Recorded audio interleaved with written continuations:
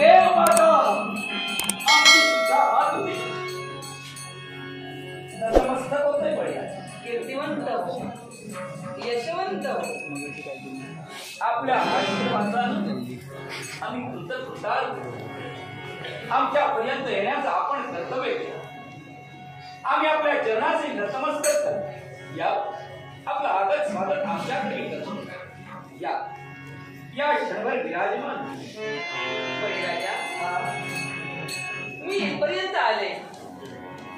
मी इथं उभे आहे काय हे लक्षात आलं असेल, कारण दानासाठी कित्येक जण इथपर्यंत येत आहेत आणि जे हवं ते मागून घेऊन जातात. सर्व ते तृप्त होत आहेत. त्याचप्रमाणे मी सुद्धा जी इथं उभी आहे ते एक याचक म्हणून. याचक म्हणून? हो. दानात देवतांपेक्षा ते श्रेष्ठ ठरले गेले ते दानवेश आणि आम्ही दान करतोय. आपण सुद्धा दान मागण्यासाठी आले. आमच्या पर्यंत दानासाठी तुम्हाला यावं लागेल. हो. अशा कोणत्या दानाच्या अपेक्षेनं तुम्ही क्षमादान. मला क्षमादान हवंय. आपल्याला? हो. आपल्याला क्षमादान कशासाठी? याच्यात या देव मातेला भीती कुणाची आहे? कारण एकच, भांडणं आता कितीतरी झाली. बोलण्याचा अर्थ काय असा? यापूर्वी जे शाब्दिक संघर्ष झाले, युद्ध संघर्ष झाले, जीवन जगत असताना आता थांबवायचे. जीवन संघर्षमय आहे. कधी संघर्षाच्या वाटेवरून जावं लागतं, कधी मैत्रीचे हात हाती घेऊन चालावं लागतं. चांगले मित्र सुद्धा कधीतरी शत्रू बनतात. पण इतरांच्या नेत्रात धूळ चालून ते मित्र राजकारणाच्या ठिकाणी आपल्या अंतर्गत मनानं एकत्र आले पाहिजे. हो, पण मी आता वाद हवा तो तात्विक तत्वाचा वाद प्रत्येकानं प्रत्येकाशी करावा. त्याला वाद म्हणत नाही. पण आता वादच नको. उगाच कुणी कुणाची भांडण करत असेल तर त्याला वाद म्हणतात. असं भांडण आपल्याला करायचं नाही. असं भांडण मी कुणाशी करत नाही. मग हा प्रश्न तुमच्या क्षमादान याचा अर्थ एकच का? कारण आजपर्यंत जे देव आणि दानव यांचा संघर्ष झाला त्याबद्दलच मी आले. तर हे आता संघर्ष नको आणि म्हणून देवताला क्षमा करावी आणि हा वाद इथंच थांबावा. म्हणजे देवताला क्षमा करून त्याला अभय द्यावं. आम्ही देवतावर आक्रमण करणार नाही असा शब्द द्यावा. म्हणूनच मी पुढच्या संघर्षात देवतांचा शेवट होणार नाही हे वचन आमच्याकडे. आपण या विश्वाच्या ठिकाणी देवतांना प्रसवला. साहजिकच देवतांच्या बाबतीत हा विचार तुमच्या मनात येणं योग्य. पण हाच विचार जेव्हा दानवेश्वरांचा शेवट होत होता ना, तेव्हा जर तुमच्याकडे झाला असता तर या तुमच्या विचाराचा, या तुमच्या दानाचा सहज मी विचार केला असता. पण माझ्या दानव कुळाचा संहार होत असताना मी या दानव कुळासाठी असा विचार कधी का केला? दानव कुळाचा शेवट, त्याला काही अंशी कारणीभूत सुद्धा दानवच आहेत ना. मग आता घडणारी घटना, या घटनेला सुद्धा देव कारणीभूत आहे. तिथं शब्दानं शब्द वाढला गेला, शब्द तिथे पाळले गेले नाही आणि पूर्व जे वैर आहे ते वैर पुढं चालत राहिलं आणि बळीराजा पुन्हाच संघर्षासाठी पेटला. आणि देवतांसाठी तो. म्हणून आता हा संघर्ष नको म्हणून मी इथे एक याच्या स्वरूपानं दान मागण्यासाठी आले. मी हे दान आपल्याला देऊ शकत नाही. हे दान देण्याची माझी इच्छा नाही. कारण दानशूर बळीराजा, मला तू दान देऊ शकत नाही. याच्या मुळाची कारण आहे, हे दान आम्ही तुमच्यासाठी सहज देऊ. दानाचे भोगते आम्ही दानव आहोत. आता दान देण्यासाठी तत्पर ठरू. एकदा शब्द दिल्यानंतर तो आम्ही परिपूर्णच करणार. पण या दानवेश्वरांचा शेवट करत असताना आपल्या भगिनीची पोरं आहेत, ती आपल्या भगिनीची मुलं आहेत. एका बाजूनं आपल्यासाठी ती सौतीची मुलं होती आणि दुसऱ्या बाजूनं भाच्यांचं नातं लागत होतं. ही दोन्ही नाती जर का तुमच्याकडे घडत होती तर का नाही दानवेश्वरांच्या उत्कर्षासाठी तुम्ही नटला. देवतांची नाती हे मोठं जाळं आहे. कुठल्या बाजूने कशी विणत जाईल हे सांगता येत नाही. पण त्या जाळ्यातील एक हलक्या हाताने तुम्ही काढू शकला असता. हलक्या हाताने आणखी आपण स्वतःच्या भगिनीसाठी ते करू शकला असता. पहिला ज्यावेळी संघर्ष झाला तो तुम्ही थांबू शकला असता. स्त्री हे विश्व वाचवू शकते. स्त्री या विश्वातील हलकलोळ थांबवू शकते. स्त्री हे तत्वच असं आहे की हे विश्व एकत्रित ठेवू शकतं. मग या स्त्रीला त्यावेळी हा विचार करा. पण मला एक सांगा, दैवी देव हे श्रेष्ठ आहे, देव हे श्रेष्ठ आहे, विश्वरूपी परमेश्वर आहे, त्याच्यामुळे हे जग चालतं हे दानवांना सुद्धा मान्य आहे. आणि तोच परमेश्वर प्रत्येकाच्या अंतराच्या ठिकाणी वावरतोय. अर्थात माझा अंतरात्मा हा परमेश्वरच आहे आणि त्या परमेश्वरासाठी मी झटावं. मग माझं काय? परमेश्वरासाठी तू झटावं असं तुझं तरी म्हणणं असलं तरी सुद्धा दानवांनी आजपर्यंत हेच केलं. परमेश्वरापेक्षा आपण श्रेष्ठ व्हावं ही इच्छा त्यांच्या मनात का निर्माण याला कारणीभूत कोण ठरलं? देवता ठरल्या ना. देवता पहिल्या संघर्षाला जिथं सुरुवात झाली तिथून देवता अशा प्रकारच्या वागण्यासाठी तत्पर ठरली. मी आता इंद्रपद निर्माण केलं, हे मिळविलं. हे इंद्रपद मिळविल्यानंतर आपल्या मनात हा विचार आला. मग असा विचार जेव्हा देवेंद्राला तुम्ही सांगितला असता तर त्या मनु इंद्रानं हे विश्व वाचविण्यासाठी तत्पर ठरला असता. पण त्या मनुला कधी मार्गदर्शन? विषयाने विषय वाढत गेले, अजून असंच होणार. एक दिवशी विनाश होईल, दानवांचा विनाश होईल म्हणून समजुतीच्या 4 गोष्टी मी सांगण्यापेक्षा अभयदान मागावं. सांप्रतच्या परिस्थितीत क्षमादान घडत होतं ते मी बदलले. अर्थात सांप्रत मी इंद्र आहे, या विश्वाचा स्वामी मी आहे. अर्थात या विश्वात काय घडवावं हे मी जाणतोय. मग सांगा, एक ना एक दिवस असंच विनाश करे विपरीत बुद्धी. कपट जिथं झालं तिथं दानवांचा शेवट झाला आणि ते पुढे होणार. मी तुम्हाला शब्द दिला असेल, मी मनापासून तुम्हाला सांगतो, मी तुम्हाला शब्द देईन. माझ्या पूर्वी सुद्धा एक व्यक्ती अशी होऊन गेली की 3 दिवसासाठी इंद्र आणि 3 दिवसासाठी इंद्र होत असताना जो यमाजवळ यमपुरीत आला तो एक सामान्य भिकारी होता. तो फक्त क्रीडा खेळत होता आणि त्यात ज्यानं लूट करून स्वतःच्या असणाऱ्या धनाच्या योग्य करून एक पानाचा विडा हे एकत्र घेऊन एका वेश्येसाठी जात होता. मार्गात पाय अडकला आणि तो पडला आणि त्याच वेळी त्याचा मृत्यू झाला. यमदरबारात त्याला नेण्यात आलं. त्यावेळी यमानं त्याला विचारलं, हे सामान्य मरत मानवा, पापवाचरण तू केलंयस, अर्थात तुझ्या देहाला असंख्य वेदना देण्याचं कर्तव्य आम्ही केलं करणार.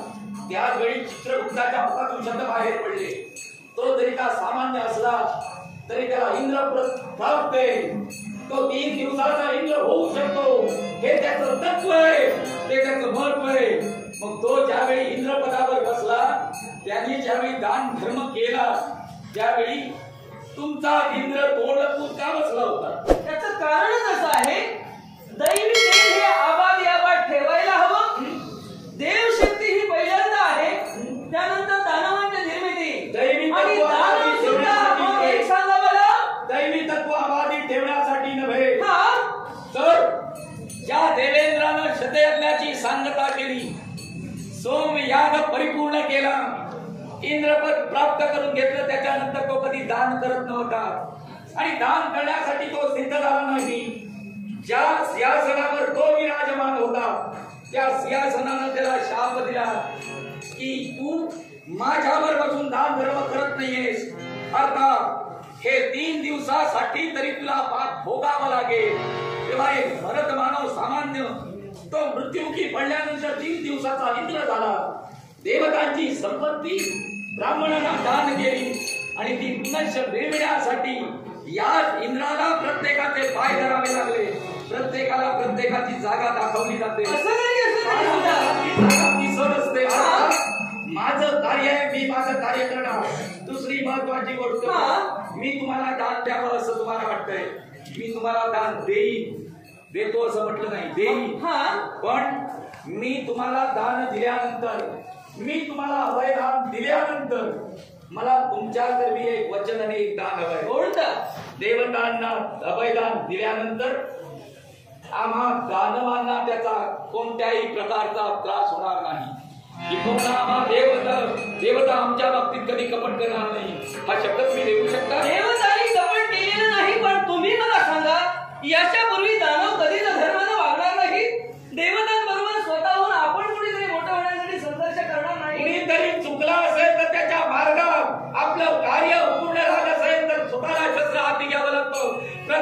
स्वतःसाठी झटत असतो, देवता स्वतःच्या तत्वासाठी जगतात, तत्वज्ञान स्वतःच्या तत्वासाठी जगतात. असं राजे तुम्ही जर म्हणत असाल तर हिरण्यकश्यप कोणत्या तत्वासाठी जगला? साहजिकच एक बाप होता, मग एका बापाची इच्छा पुरा करून काय असणार? साहजिकच आपण मला कथन केलं कारण असतं त्यांची इच्छा एकच होती की देव श्रेष्ठ नाही, त्या देवाची भक्ती करायची नाही, हीच इच्छा होती ना. मी तुम्हाला कथन करतोय, कुणी कुणाची भक्ती करावी हा ज्याचा त्याचा वैयक्तिक प्रश्न आहे, पण ज्या बापानं प्रल्हादाला जन्म दिला, ज्या बापानं प्रल्हादाला जन्म दिल्यानंतर स्वतःचा मुलगा मारण्यासाठी तो उत्सुक झाला, त्या बापाला साहजिकच वाटणार की प्रथम नाव स्वतःच तरी घ्यावं. बाबा म्हणाल त्यांची इच्छा होती, पण बाबाचं नाव त्याच्या मुखात नाही तर त्या महाविष्णूचं नाव त्याच्या मुखात, आणि त्यानंतर तिरस्कार होते, स्वतःची पोरं दुसऱ्याचं नाव घेत असेल आणि बापाचा तिरस्कार होत असेल. एक वेळ प्रेमानं बापानं जवळ घेतल्यानंतर तर बापाचं नाव करत असेल, काय गरज त्या पोराची? त्यानंतर म्हणजे एकच होता, बापाचं नाव घ्यायला हवं की ज्याला देव नाही. आपला मुलगा जर देवाचं नामस्मरण करत असेल तर ते पाप आहे का? साहजिकच दुसऱ्याचं नाव घेऊन स्वतःचा उत्कर्ष होणार असं जर कोणी म्हणत असेल तर मी सुद्धा माझ्या पोरांना तो तडा देणार. तेच केलं माझ्या आजोबांनी. विश्वव्यापक भगवंत तो, आणि त्या भगवंताचं नामस्मरण करणं हे जर तुम्हाला पाप वाटत असेल तर तुमचा सुद्धा हा अधर्म आहे. भगवंताच्या नामस्मरणाला आमचा विरोध नाही, भगवंताच्या कृत्याला आमचा विरोध आहे. मी प्रथमच म्हटलं कुणी कुणाची भक्ती करावी, शत्रूची सुद्धा भक्ती केली जाते, पण शत्रूवर वारच केला जातो भक्ती करत असले तरी. पण असं जरी असलं तरी सुद्धा मला एकच म्हणायचंय, आपण जन्म ज्याला दिला तो जर आपला बाळ एका भगवंताची भक्ती करत असेल तर ते आपल्यासाठी सौख्य आहे. असं असताना त्या देवताजवळ वैरी म्हणून पाहिलं, पण त्यानंतर त्याच देवतेनं त्याचा अधपात केला, त्याचा घात केला. या विश्वाची प्रथम देवता कोण? या आई आणि बाप. जर का आई बापाचा शब्द बरोबर मानत नसतील तर इतरत्र देवतांना काही महत्व नाही. जर का आई बापाच्या चरणाची सारं विश्व आहे, इतर देवतांची पण आई बाप जर मुलाला सांगत असतील देवाचं नामस्मरण करू नको, तर ते आई बाप नेमके काय आहे ते आपण जाणायला हवं. साहजिकच आई बाप कसेही असले तरी त्यांचा आदर केलाच पाहिजे. व्यक्ती बापाला सुद्धा व्यक्ती म्हणू नये, अविचारानं वागणाऱ्या मातेला सुद्धा अविचारी म्हणू नये, ते पाप आहे. आणि तेच पाप प्रल्हाद करत असल्यामुळे तो प्रकार घडला नाही. हिरण्याक्षाचा घात झाला होता, आणि हिरण्याक्षाचा घात झाल्यानंतर हिरण्यकश्यपूने ब्रह्मदेवांची भक्ती केली, घनघोराची तपश्चर्या केली, आणि त्या तपश्चर्यानंतर त्याला वरदान मिळालं. काय वरदान मिळालं हे तुम्हाला माहितीच आहे. आणि म्हणून त्या वरदानानं त्याला वाटलं की आपण आता इंद्र झालो, देवतांच्या सगळी तत्व आता आपल्या जवळ आहे. त्यांनी सुद्धा तेच केलं, सगळ्या देवतांना पराभूत केलं. पण एवढ्यातच तो बाळ जन्माला आला होता. देवतांचा त्याचा संघर्ष चालू असताना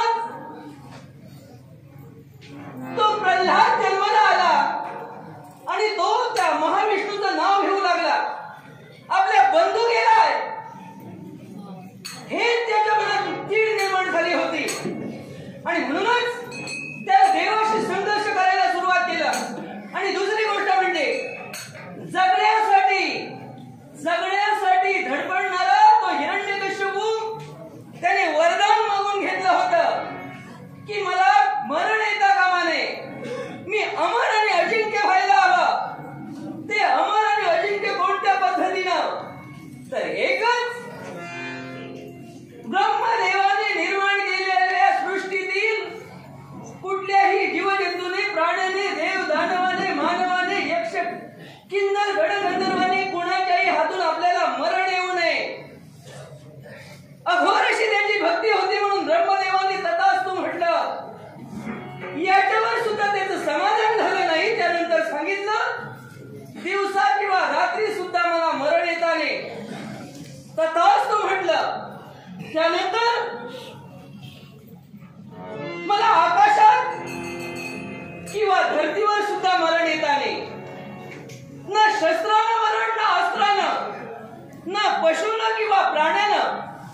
एवढंच नव्हे तर वर्षाचे 12 मास आहेत, या 12 मासात सुद्धा मला मरण येता कामा नये. ब्रह्मदेवाने तेव्हा सुद्धा तथास्तु म्हटलं आणि हिरण्यकश्यपूंना वाटलं की मास याच्यात आपल्याला कधीही मरण येणार नाही. दिलेल्या वरदानाप्रमाणे मला कुणीही मारू शकत नाही आणि दिलेल्या वरदानाप्रमाणे कुणीही मारू शकत नाही, म्हणूनच आपला पोर, आपला बाळ, ज्याला आपला जन्म दिला, त्यानं जर महाविष्णूचं नाव घेतलं तर ते का चुकीचं आहे? कारण त्याच्यापेक्षा मी श्रेष्ठ आहे. कारण कुठलीही देवता मला मारू शकत नाही. म्हणून ज्याला जन्म दिला त्या आपल्या मुलाचा तो छळ करू लागला. शेवटी भक्त होता तो महाविष्णूचा आणि महाविष्णूला त्या भक्तासाठी, प्रल्हादासाठी यावं लागलं. परोपरीनं प्रल्हादानं समजून सांगितलं की बाबा, देव हा चराचरात व्यापून उरलाय. हिरण्यकश्यपू म्हणाला आता जगात देव नाही, मीच देव आहे. तेव्हा त्या महाविष्णूचं कधीच भजन पूजन करायचं नाही. शेवटी प्रल्हाद म्हणाला की देव हा विश्वव्यापक चराचरात व्यापून उरलाय. हे जेव्हा सांगितलं कुठं आहे तुझा देव? ज्या प्रल्हादाला जीवजंतू चराचरात व्यापून उरणारा परमेश्वर दिसतो त्याने सांगितलं हा जो स्तंभ दिसतोय, हा जो खांब दिसतोय त्याच देव आहे. रागाच्या भरात क्रोधाने मन झाला आणि लाथ मारली. तेव्हा विष्णू नरसिंह या रूपात प्रकट झाला. त्याच्याबरोबर घनघोर असं युद्ध झालं आणि त्या युद्धात त्याचं बळ कमी झाल्यानंतर त्याला उचललं आणि आपल्या मांडीवर घेतलं. त्याला ठार मारणार एवढं तो हसू लागला आणि म्हणाला तू कोण आहे? सांगितलं मी तुझी मृत्यू देवता आहे, मी तुझं मरण आहे. त्याला खरं वाटतंय ना, कारण ब्रह्मदेवाचं वरदान एक त्याने सांगू लागला. त्याने सांगितलं की ब्रह्मदेवाने जी सृष्टी निर्माण केली त्यात कुणीही मला मारू शकत नाही. महाविष्णू म्हणाले की मला मुळात ब्रह्मदेवाने निर्माण केलेलं नाही, कारण महाविष्णूच्या नाभी कमलातून ब्रह्मदेवाचा जन्म झाला आणि ब्रह्मदेवाने त्यानंतर सृष्टी निर्माण केली. पण तरीही सुद्धा तुझ्या वरदानासाठी मी एकच सांगेन. त्यानंतर तो म्हणाला मी कुठल्याही प्राण्याकडून मरू शकत नाही, मी कुठल्याही मानवाकडून मरू शकत नाही, मी कुठल्या पशुकडून मरू शकत नाही. तर त्यानंतर त्याने सांगितलं मी प्राणीही नाही आणि पशुही नाही, मी आहे नरसिंह, कारण अर्धा नर आणि अर्धा सिंह आहे. त्यानंतर तो म्हणाला की मला दिवसा किंवा रात्री कुणी मारू शकत नाही. ब्रह्मदेवाच्या वरदानाचा त्याने खुलासा केला की हे दिवस सुद्धा नाही, रात्र सुद्धा नाही, हा संध्याकाळचा, तिन्ही सांजेचा काळ आहे. तेव्हाही दिवसही नाही ने रात्र नाही, तेव्हा तुझं मरण हे ठरलेलं आहे. त्यानंतर त्याने सांगितलं की मला कोणी आकाशातही मारू शकत नाही, मला कोणी धरणी मातेवर मारू शकत नाही. मग सांगितलं की या महालाच्या चौकटीवर, द्वाराच्या चौकटीवर मी बसलोय आणि त्याच्यावर तुला घेतलंय. त्याच्यामुळे मी आकाशातही नाही आणि मी धरणी मातेवरही नाही. शेवटचा राहिला प्रश्न की मला शस्त्रानं मरण येऊ शकत नाही आणि मला अस्त्रानंही मरण येऊ शकत नाही. मग सांगितलं माझ्या हाती कोणतंही शस्त्र नाही किंवा अस्त्र नाही, तुझं मरण या नखाने, या सिंहाच्या नखाने मी तुला मरण देणार आहे. तरी सुद्धा शेवटची शंका त्याने सांगितली. हा मास चालू आहे तो 12वा मास, एकूण 12 मास असतात. मग या 12 मासात तू मारू शकत नाही. तेव्हा तो नरसिंह हसला सांगितलं यापूर्वीच अधिक मासाची निर्मिती. देवता कुठं अधर्माने वागले. ज्यावेळी तुझ्या पुत्रावर संकट आलं त्यावेळी तू आवेशानं माझ्याजवळ आली दान मागण्यासाठी. मग स्वतःचा भाऊ मेल्यानंतर देवतावर आक्रमण करावं, अमरपदाची प्राप्ती करून घ्यावी आणि त्यात सुद्धा मृत्यू आगळा वेगळा निर्माण करून घ्यावा. 12 मासाचा संकल्प 1 संवत्सर. या 1 संवत्सरात मला कुणी मारू शकणार नाही हे हिरण्यकश्यपूला माहित होतं. आणि म्हणून आपण गेलेल्या गोष्टीचा उलगडा मी करतोय. तोच अधिक मास पुढे कसा निर्माण झाला आणि त्या अधिक मासाचं महत्व काय आहे हे आपल्याला ज्ञात आहे. तरी सुद्धा ते मला ज्ञान करून द्यावंसं वाटतंय. जो 13वा मास निर्माण झाला त्याला त्यावेळी अधिक मास असं म्हटलं गेलं. एक वेगळा मास निर्माण झाला पण सारे इतरत्र मास त्याची हिणवणी करू लागले. हे कार्य संपल्यानंतर वाईट कृत्य त्याच्या जीवनात घडलं असं सर्वांना वाटलं म्हणून त्याला मलमास असं म्हटलं गेलं. निश्चित आहे. आणि तोच मलमास स्वतःची हिणवणी होते म्हणून विष्णू जवळ गेला. त्या विष्णू जवळ याचना केली. माझ्या बाबतीत हा प्रकार घडतोय, मला मार्ग हवा, मला न्याय हवा. त्याच विष्णूनं या विश्वाचं पालन करण्याची जबाबदारी घेतली. त्याने सुद्धा तिथं नकार दिला की तुला मलमास ही संज्ञा दिलीये ती मी सुद्धा बदलू शकत नाही. मग विश्वाचं सर्व कार्य करणारा महाविष्णू जर नकार देत असेल तर त्यानं जावं कुठं ही चिंता व्यक्त केली. तेव्हाच त्याला महाविष्णूनं गोलोकात नेलं आणि त्या गोलोकाच्या ठिकाणी कृष्ण चराचराच्या ठिकाणी भरून उरलाय. त्या गोलोकात असणारा पुरुषोत्तम या पुरुषोत्तमानं न्याय दिला. आणि त्याच मासाला त्या गोलोकातील पुरुषोत्तमानं, महाविष्णूनं नव्हे, गोलोकातील पुरुषोत्तमानं स्वतःचं नाव दिलं. आणि याच अधिक मासाला पुरुषोत्तम मास असं म्हटलं जातं. याच पुरुषोत्तम मासात धार्मिक कार्य, आहुती देणं, दुसऱ्याला भोजन देणं, नामस्मरण करणं. मग ते नामस्मरण कुणाचंही करावं. नाम हे महत्वाचं आहे. आई वडिलांचं करावं, आपण ज्यांना देव मानतो त्यांचं करावं. कुणी कुणाचं नाव घ्यावं हा ज्याचा त्याचा प्रश्न आहे. आणि त्याच वेळी या अधिक मासाला महत्व राहिलं. आणि याच अधिक मासात भविष्याच्या ठिकाणी येणाऱ्या प्रत्येक युगानुयुगात प्रत्येकानं धार्मिक कार्य करावं. आणि त्या धार्मिक कार्याचं फळ 4 पटीनं त्या मानवाला मिळणार, 4 पटीनं त्या व्यक्तीला मिळणार. मग हा अधिक मास ज्याच्या नाशासाठी आला, जो मलमास दानवेश्वराच्या नाशासाठी निर्माण केला, त्याचं महत्व देवतांसाठी जास्त आहे, दानवांसाठी नाही. मग मोठेपणा कुणाचा राहिला? मोठेपणा देवतांचाच राहिला ना. मग दानवेश्वरांनी आपल्या मृत्यूत सुद्धा देवतांना मोठं केलंय. मग असं जर तुम्ही दानवांना मोठं केलं असतं, मी तुला सहाय्य केलं. दानवाने जे मोठं केलं ते आपल्या नेहमी स्वार्थासाठी केलेलं आहे. देवतांचा जर मोठेपणा असं तुम्ही म्हणता तर स्वार्थासाठी फक्त वरदान मिळवण्यासाठी ते भक्ती का करतात? पदावर मी बसलोय, माझा मोठेपणा तू का मान्य करत नाही? मोठेपणा मी तुला मान्य करते, फक्त संघर्ष नको एवढंच मी म्हणते. कारण मी इथं आले ते याच्या रूपाने आले, संघर्ष करण्यासाठी आले. तुम्ही शब्द देत असाल तर तुमची याचना मी सिद्ध करेल. तुम्हाला दान देण्यासाठी तत्पर होईल. मला तुम्ही शब्द ठेवा. याच्या पुढे दानवांच्या बाबतीत होणार नाही. कारण आजपर्यंत काही जरी झालं तरी जेव्हा जसं वागायचा प्रयत्न झाला तेव्हा दानव हे अधर्मानच वागले.